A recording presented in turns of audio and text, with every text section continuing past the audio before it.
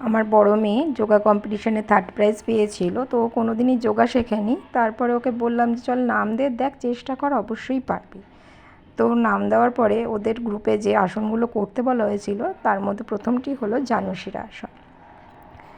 তো ও ওখানে গিয়ে 5 মিনিট টাইম পেয়েছিল। তো ওর একটি বন্ধু যোগা শেখে, তো ও বললো চল আমি তোকে দেখিয়ে দিচ্ছি কোন আসনটা কীভাবে করতে হয়।